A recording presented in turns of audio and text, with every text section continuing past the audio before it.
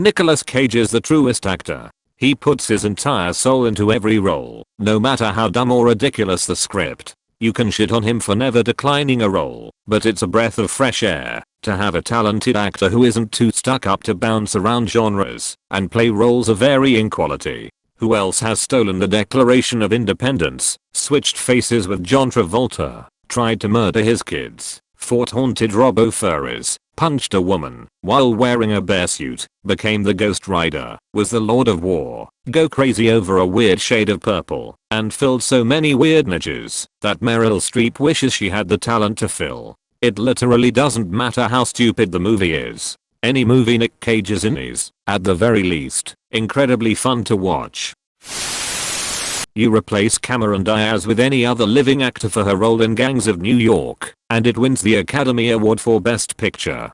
Carrot Top. Oscar, Best Picture. Outside Chance Best Supporting Actor. They do love when comedians go serious. Role of a lifetime. They stipulated to conditions, living and actor. Carrot Top is only one of those things. Carrot Top was the lead actor and chairman of the board. How dare you insinuate he's not an actor? I bet the board is spelled B-O-R-E-D. Nice Norm. The king will live on always.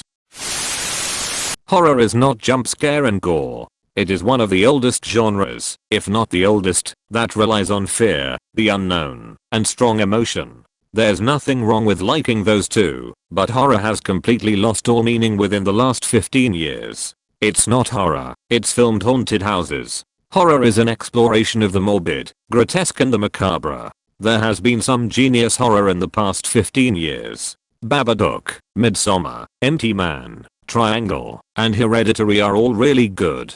Most are reflects on grief, sense of self and group identity. I definitely feel like horror that focuses on the more human aspects of life feels the most genuinely terrifying. I don't mean the capabilities of people, but like you said, things like grief and sense of self. There is something extremely personal about those topics. When movies invade those topics it can be uncomfortable, and it's what makes horror. Babadook was good, but that fucking kid made me irrationally angry. You can't ever unsee the opening scene in Midsommar lol. I think It Follows as well was very creepy. I have a friend who showed me both Hereditary and Midsommar, and I gotta say they felt like the only good horror movies I'd seen in a long time. I should check these other ones out.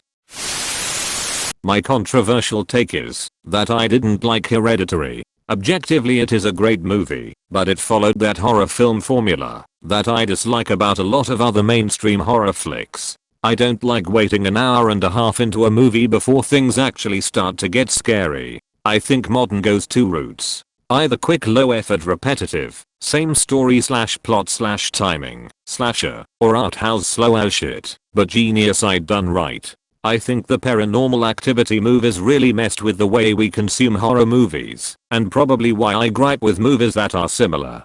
Those movies were even advertised as having crazy endings, and they were just 120 minutes of boring footage, and then 15 minutes of over-the-top horror.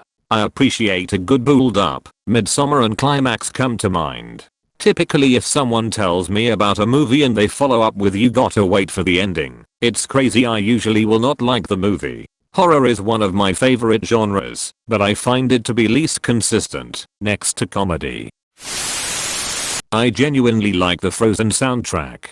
My daughter went through a stage where that was her movie. We watched it daily. The songs are catchy. Every time I hear them, I end up smiling.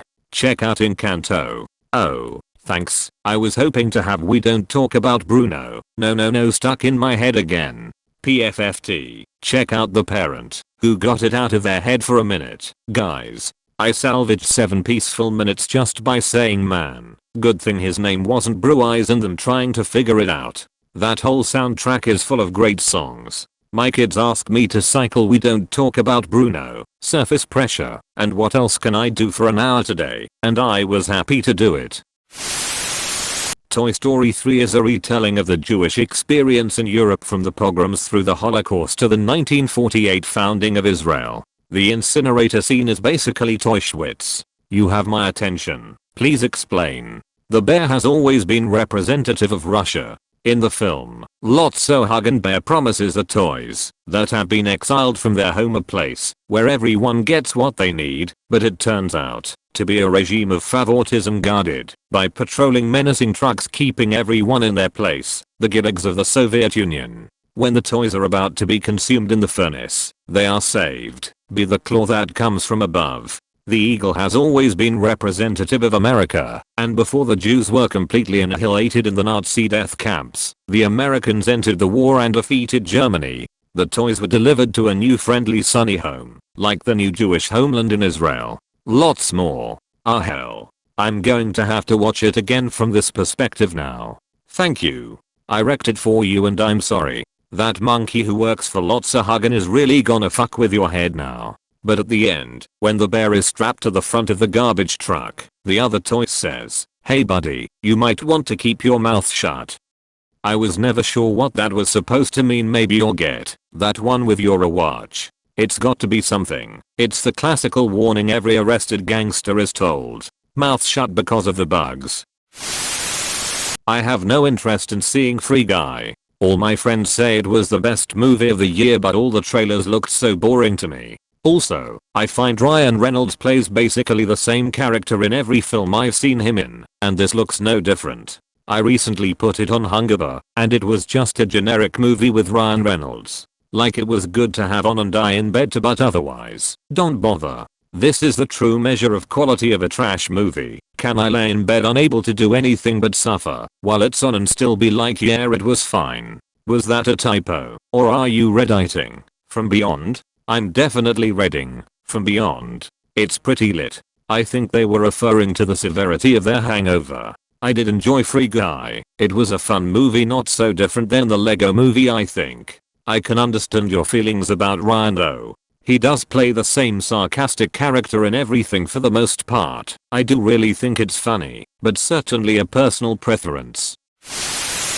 Mask of the Phantasm is the best Batman movie. Batman. Taz is the perfect Batman. Whenever I say Conroy is my favorite, I get weird looks.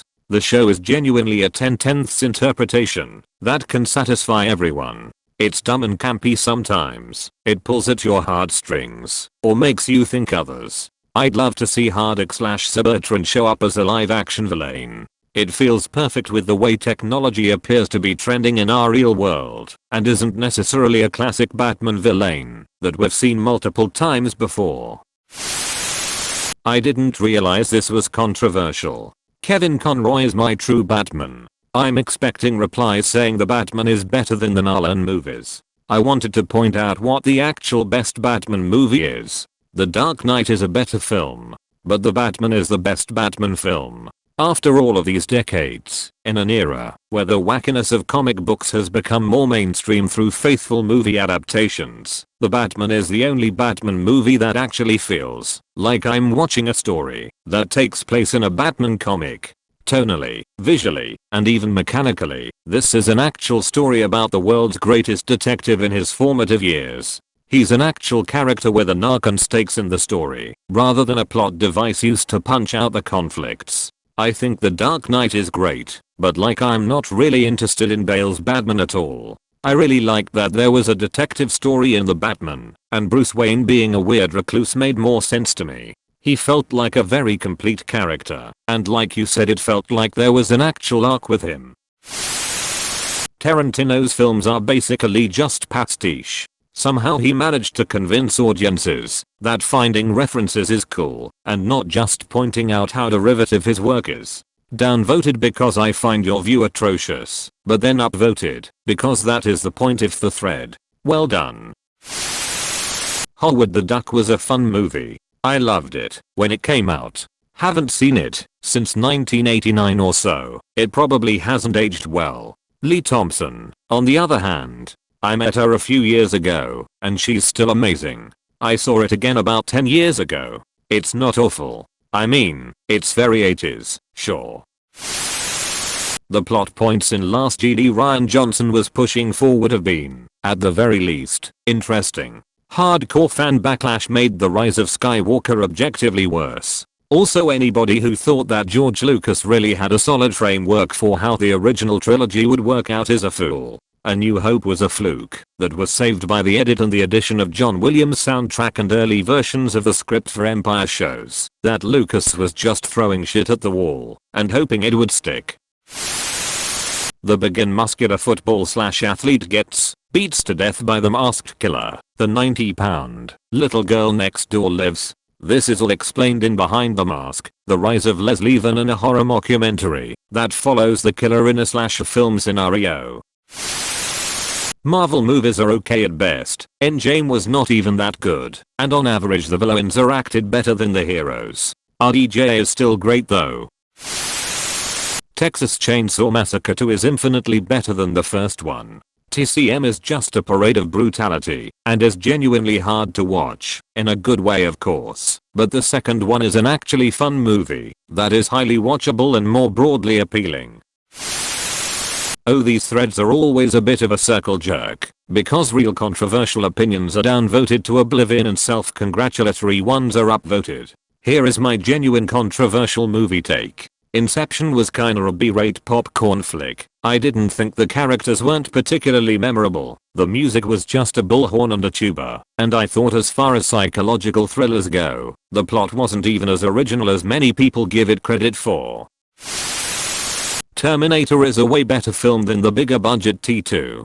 T2 is full of fantastic effects and amazing action as well as a lot of pandering with a wiseacre kid in the form of Elaine becoming a guard dog/superhero. Terminator was brutal and stood atop a tragic impossible love story at its center. Jack and Rose both couldn't have fit on the door. I once read an analysis that showed it wasn't actually a door, but a piece of wall from inside the ship, and while Jack probably would have fit, it wouldn't have had the buoyancy to keep both of them out of the water enough to live. Deckard is a replicant in Blood Arena 100%. I disagree. If he was a replicant, Roy Batty wouldn't have beat his ass so badly. Then again, maybe Batty also wouldn't have saved him from falling if he wasn't, so who fucking knows. Well, there's good arguments on both sides, you hear them all in r/Blood Arena all the time. The two arguments that clinch it for me are these. Ridley Scott said he was a replicant. The unicorn scenes don't make any sense if he wasn't a replicant. It was an implanted memory. That's why Gaff left the origami unicorn at the end. He knew about the implanted memory. It is funny though, when you think about how Deckard spent the whole movie getting his ass kicked by everyone. Great movie either way. The movie Avatar would have been much better if it were half as long. If the movie ended right after the tree was blown up by humans and the aliens left devastated, everyone would walk out of the theater sad and reflecting on how we destroy the environment. But no, they needed another 80 minutes of action. Thank you for watching. I appreciate your comments and views. Let me know what I should make a video about next. I'm just getting started, so a like and subscribe goes a long way and makes you a true OG. See you next time.